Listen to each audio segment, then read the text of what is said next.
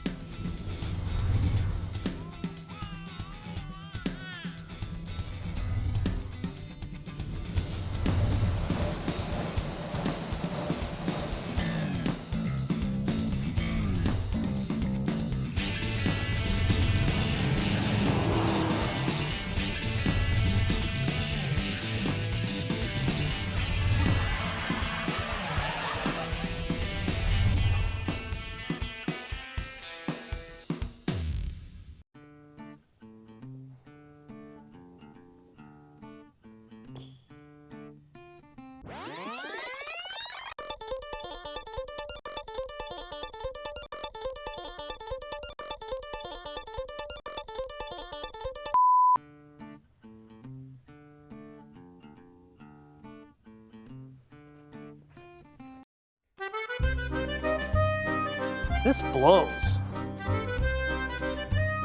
No car.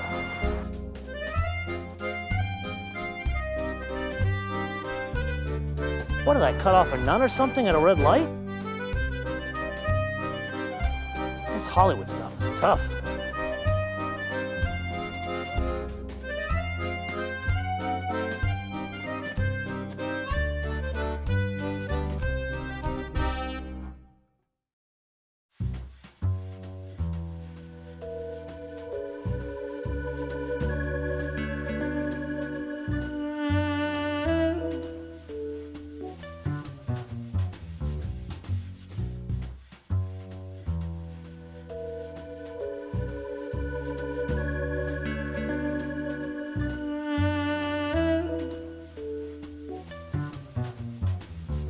Hi. Hi, how are you? I'm good. Can I help you? Is there anybody here that I could speak to about the Goodyear Blimp? Yes, hold on one second. Thank you. Hey Bob, there's this gentleman here that just walked up off the street. I just seen him in the security camera. Can you come out and help him? He'll be right out with you. Thank you very You're much. welcome. Well, first off, welcome to our base. This is the Goodyear Airship base, Carson, California. Thanks for having me. Well, our pleasure. Basically, what we do here is operate the Goodyear Blimp. We do many functions here, one being passenger rides for our corporate customers, others major television events. The airship that you see behind us is the Airship Spirit of America, 192 feet long, 59 feet high, and 50 feet wide. We started at this base in 1968, but our history goes back much further. We started in 1925 building airships. We built over 300 airships for the military, Army and Navy. Wow, 300 airships. Over 300. And Goodyear itself built the ships. That's right. So one's to assume that the airship is made out of rubber. It is a neoprene Dacron material, about as thick as my shirt collar. That's what keeps that thing in the air? That's what keeps it in the air. Very strong, very durable. Ay, Santa Very Madre strong. de Dios. No Wow. one's been injured on a Goodyear Blimp. Now, Bob, I don't know if you know this about me, but I'm a bit of an aviation enthusiast, about halfway through a private pilot's license. So what I need to do is introduce you to one of our pilots, Matthew St. John. Let's do that. Let's go.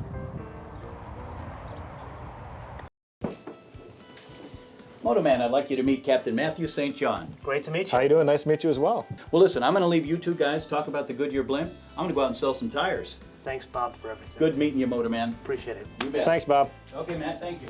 So, what kind of background aviation do you have? Have about 25 hours to my private pilot's license. And Okay. I brought some things here to kind of help me along the day. I've got my GATS cup here. Old familiar, yeah? Oh yeah, I've got my book for my Cessna training. Brings back memories. Absolutely, I've even got my practical standards test booklet. Brings back bad memories. Bad memories, yes.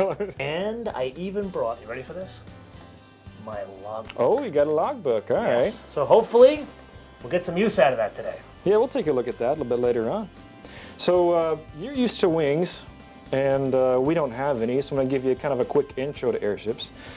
In lieu of wings, we have helium. It's inert. A lot of people ask, like, well, where does helium come from? You can't make it. It's a byproduct of a nuclear fusion reaction. So all the helium we get actually comes from either the sun or from basically radioactive decay deep within the earth. We're flying on the sun's exhaust, essentially. And it looks like an egg. Yeah, exactly. The helium gets rid of gravity, so it counters the force of gravity, and we tend to operate close to an equilibrium status, meaning if there were crew down here in the car and they lifted up on the car and let go of it, it would sit there in a hover. So the helium basically takes out gravity out of the equation. Now we also have these little engines back here, I shouldn't say little, but they put out about 210 horsepower apiece, 2 of them. They burn 100 low lead aviation gasoline. They propel us through the air, and the reason why we need them is because we have these fins on the tail, and that's what gives us control. So the helium gets rid of gravity, but we don't want to dump helium. That's very expensive stuff, and it's hard to come by. So we have what they call a ballonnet system. Ballonnet is French for a little balloon. We have one in the nose, one in the tail. They're filled with air. As you climb up in altitude, the helium is going to expand because it's got less pressure holding it together. As that happens, these ballonnets are going to get smaller. They're going to dump air out through these little valves. Same thing in the back. I see. So the higher you go, the flatter they get. And how do you control these? There's little cables in the cockpit. They're also automatic driven as well, but there's manual cables for access in the cockpit as well. Eventually you can get so high that these are completely flat. We call that pressure height. That's where helium is taking up the entire inside of the envelope, and at that point you have to level out and stop, otherwise you're going to start venting helium. So it's like a ship at sea. You have to have fluid going across the rudder, or in this case the rudder and the elevator, to maintain control. It'd be interesting to see how you guys maintain it.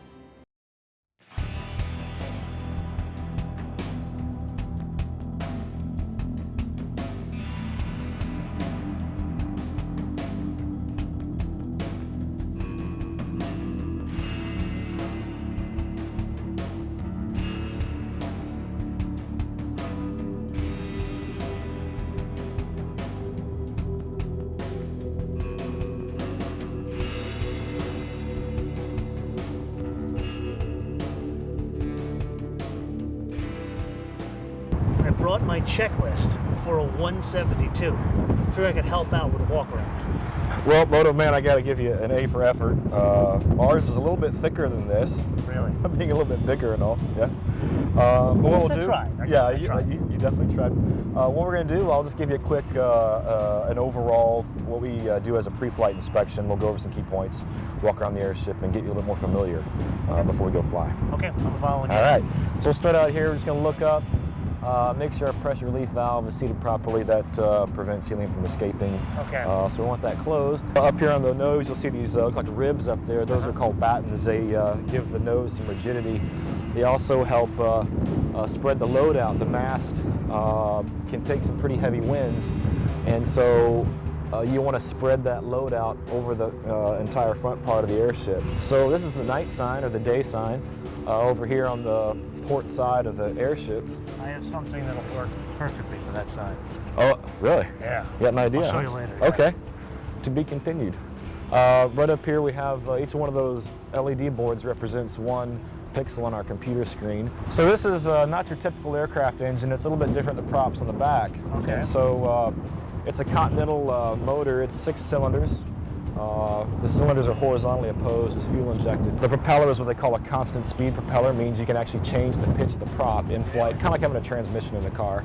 These big scoops back here are the ballonnet scoops. In flight, they take in air off the props and they duct it back into those air ballonnets. Of course, the landing gear. Landing gear is kind of simple. It looks like a big cartoon tire on there, but it's very effective. Yeah, exactly. Right. If you have any questions about anything? I think we got it. I think we should hop in and go for a ride. All right, let's get it done.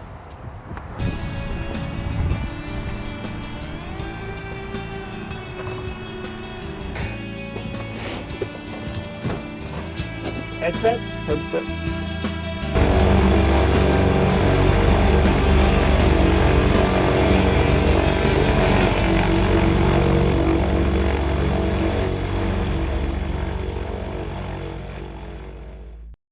Okay, so we're ready to pull the pin? I think we're ready to pull the pin. That's a signal to come off the mast. A fist off an open hand. Now the crew chief's giving me the backup signal. He's saying use a little reverse. So now they're going to back us up here to a nice little safe spot in the grass. Now he's telling the port line to check. He's saying pull off 6 bags. He's telling the crew in the car there's ballast bays beneath us, just forward of the engines. That's where they're pulling the ballast out of. Each one of those ballast bags weighs about 25 pounds apiece. Oh, I see. So he said pull off Feel about what's going 150. up. Yeah, exactly.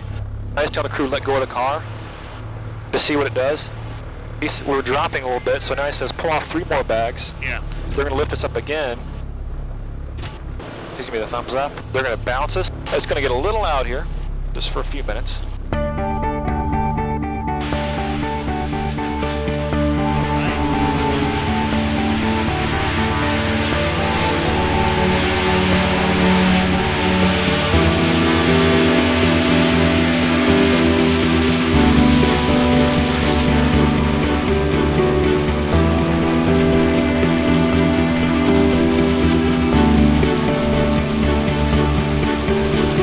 This is a hell of a gig you have. Thanks.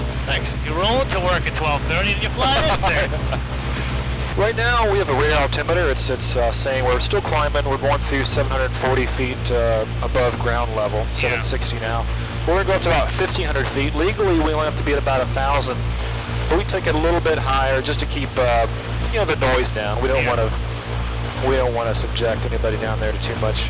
Those Continental motors are pretty throaty, so it's one of those things that Goodyear's had a presence out here in the South Bay area since the 1920s. Yeah. So everybody's kind of used to it, but still we try to be good neighbors about it. This is our camera trailer.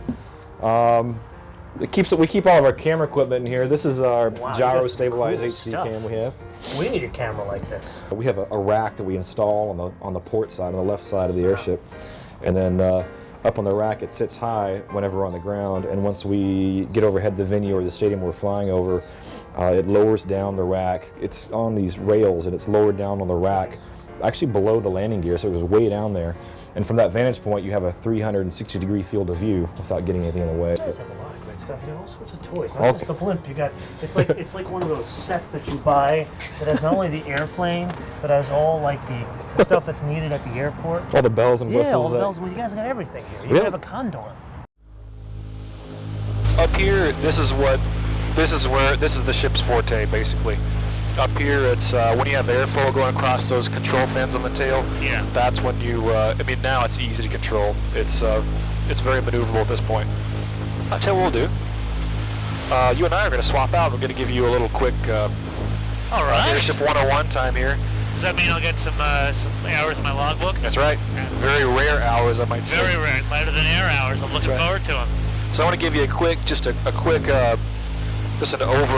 overview on how the airship works here. This is the elevator wheel. That's your pitch, like in an airplane. When you push forward on the yoke or stick, Yeah. you go down. Same thing with the blimp. You push forward on it, the ship's going to go down. It just controls the elevator on the tail.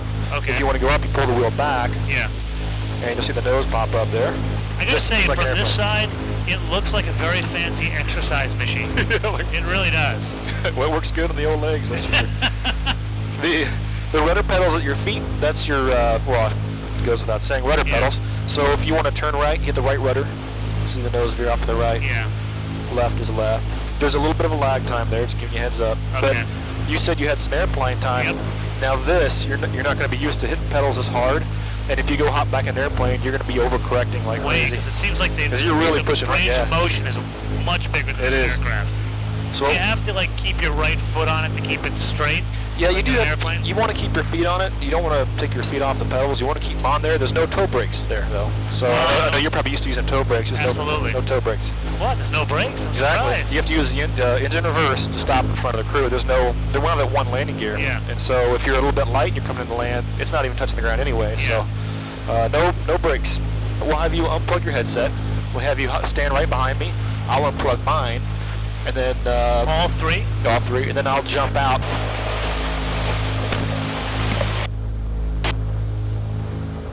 So The elevator is up a little bit. there you go.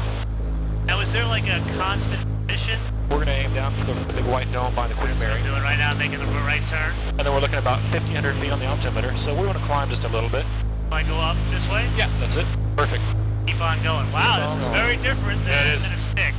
Yeah, an airplane you use only a few fingers. In here, you're really You're really working. put some control This in is it. a lot of work. Well, I'm way out of here. Okay, yeah, you're right about the range of motion. You really got to get this thing out of here. Oh man, I'm terrible at this right now. No. Same thing when I first started. It's a different It's a different form of flight altogether. Contact ground. I'm going down. I'm going down. I'm going up. Oh, yeah, you're going up, all right. Going this way?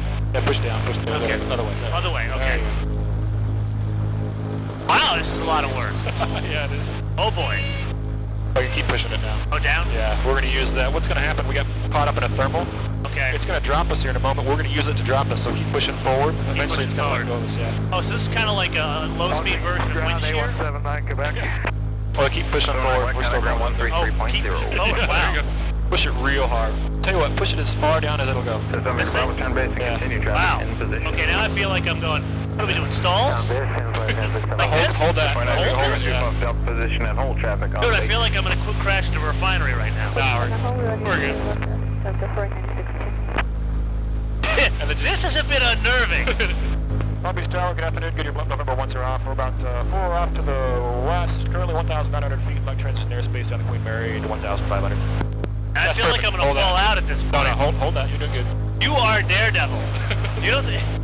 If you're not sitting in this seat, you don't realize how far down we are looking at the ground. See, it's weird. You have to get used to steering solely with your feet. You're used to like having a yoke or a stick and getting exactly.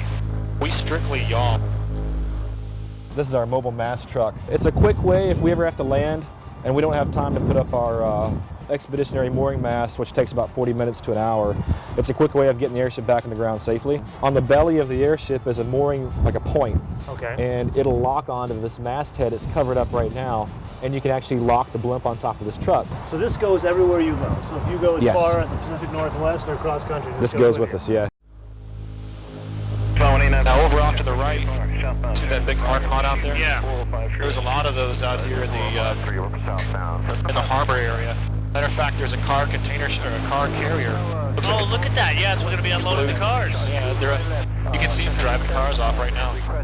Wow. So all the cars from overseas that come in here to Long Beach, also the port of LA. This is our big Kenworth tractor. Now this trailer also is full of our ground support equipment, just things we might need on the road if we ever have any maintenance issues. If we ever get in a situation where we have to do some repair work on the side of the airship or on the tail or even on the nose, what you do is you unhook the trailer, you move the truck close to the airship, and that lift actually goes up so you can do Also, the repair work. Condor, in a way, actually does travel with you. It just turns into a Kenworth. Yeah. So it's like Transformers Goodyear Blimp style. Yeah, exactly. You guys got everything. Yeah, they got a lot of stuff here. Where do they get such wonderful toys? If we take a look inside the trailer here, we have a lot of spare parts. First of all, you'll notice right above your head we have spare props in here. So You if we got ever, two of them? yeah, we got 2 engines. That's So wild. if we ever have any damage out on the road, we can always replace our prop. This is the idea is to be a self-sustaining operation. Like if we have any problems out on the road, Yeah. we have all the equipment to fix it right there. If you look down here, we have our Expeditionary mooring mast. We'll take this with us. It takes the crew about 45 minutes to an hour to install. You put this thing up every night? Every night, yeah. If we're Every night? Every night. If we're going to be traveling, like say from here to Seattle, it'll probably take us like 4 or 5 days. Then the crew will have to install that in the ground every night. So you just go find a place and you dig a hole and you put that thing in there? Well, it's a little bit more, it's a little more involved. I can only imagine knock on someone's backyard. Hey, Yeah. you want to park our blimp here? Yeah. Well, we typically what we'll do is we'll make prior arrangements with the airport manager. Okay. As well, when the crew do show up, usually they're met at the gate with security, and so they get escorted out to the site. At that point, the crew will mark off the ground a radius of where all the screw stakes are going to go, and we screw these big, I think they're around 5 feet long, these big screw stakes. We have these hydraulic machines that auger them into the ground, and then once they're in place, they assemble the mast and pull it up. Here we have, these are auxiliary tanks. They look like giant depth charges, but these auxiliary tanks are fuel tanks. We usually will attach those if we're going to be flying long distances. They pretty much double the fuel capacity of the airship. So what's the range with and without those dual fuel tanks? We measure it usually in endurance because winds could change your range a lot, but I mean with both of those installed, I mean you could easily fly from here, say to Tucson, Arizona, no problem. Wow. Yeah. Okay, so that's about 500 miles. At the power settings, like on a day like today, if we were doing passengers, the power settings that we're using today, on the regular tanks, you could stay up for about 16, 17 hours. If you had those installed with on that power setting, you could probably fly over 30 hours. Well, that's about all really we can see in here. Tell you what, we'll walk outside and we'll go take a look at where we keep our helium. Cool. All right. Sure, that could be for a lot of fun. Yeah. We do have to supply the airship with helium periodically. Helium's so tiny, it wiggles its way out of just about anything and try to contain it. So we do have to replenish our supply. Usually every 2 weeks, we'll shoot a few thousand cubic feet. But we keep our helium, just a few, you know. Just keep it laying around. These are all our own tanks, and we have them serviced. But what happens is usually, I'd say like every 2 weeks, we might shoot 2 of those 6-packs. So you have 2 back here that might, actually This those is are all a empty whole cylinders. new definition of bringing a 6-pack to a party. Oh, you're doing good. Look at that. You got your own suit. We'll just hold that. Okay, so I can kind of let it. Yeah, you're doing good. We'll just see what happens. Okay. We'll see what happens. See if it's climbing or descending on its own. You're doing a great job, though. I think I'm getting. You got your air I legs. got my hand airship back. legs. Yeah. You know, it's like in aviation they call it. You have a hand for this. I remember when I first went to fly, the instructor I started with, he goes, "I hope you have a strong stomach for this because, you know, this is not something we can be very nice about. If you're good at it, then we encourage you. But if you're not, we are going to tell you you should probably do something else." 979. Well, that inspires confidence, huh? Yeah, really. So we buy our fuel in bulk, and then we can't really exactly land the blimp on top of the storage unit here. Nah, I don't think any of us are that good. But then you transfer the fuel from this container over into what they call the fuel bowser, which is just in front of us here. This thing? Yeah, That's a fuel tank. that's fuel tank. That looks like a still from moonshine. You know, very colorful imagination. Yeah, it contains 250 gallons of av gas. So the way we So you could bring the gas to the airship. exactly. Cool. So then we hook up. We want to ground the airship, so we usually clamp that on there, Okay. just so there's no too much of a charge build up on either vehicle. This is a single point fueling system. We just attach the hose to the underside, the belly of the car. There's a little point down there. It snaps on, and then you hit a switch and starts transferring fuel. And it'll fill up the tanks in about usually just a few minutes, like 3 or 4 minutes. Oh, cool. So that's how we fuel it. 250 gallons in 3 or 4 minutes. That's amazing. Yeah. I can barely get, 15 gallons in 3 minutes. Well, we only need, we really only need about 138, 137 gallons. So we're not taking all 250 off of that. We're going to climb a little bit, back about 1,500 feet. Okay, I'll get to climb again. That up here is where they do the Long Beach Grand Prix every year. Oh, cool. You can probably see the tire tracks down there going to the parking lot. Oh, that's actually from the Drifters. Tire Oh, is that tracks. right? Yeah. Look at that. You got a racetrack, an aquarium, an old British luxury liner all in one. Only in California. Yeah. You know, I can't tell you how many times in my life I've seen the Goodyear Blimp up in the air and say, wow, that's just so cool. Every time you look at it, no matter how many times you see it, it's just such a majestic sight. To sit here and actually flying it? Wow.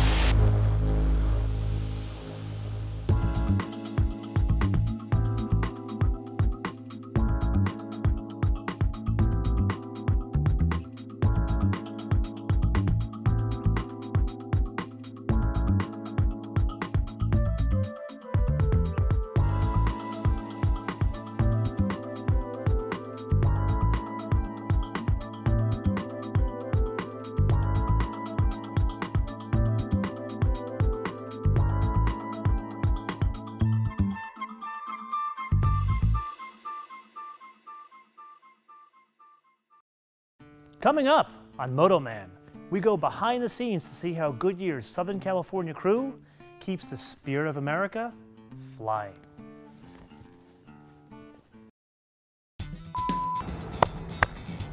Oh. Even Bob's doing the sliding. Lights just came on. Especially in LA area, is once we're leaving town or coming back in town, is we'll try to give our guys up-to-date like road conditions and traffic reports. So you got your built-in traffic reports, another benefit of owning the Goodyear Blimp. And sorry, I thought roll was action. No, that's right. And action. No, in my 11 years, I haven't had any Wow, problems with that. Everyone Alan's a long time director. You've been here 11 years. Bob's been here like 50, 40 years. It's a great company to work for, what can I say? Yeah, with a gig like It's a great this, job. I wouldn't leave either. Once again, the glamour of Hollywood.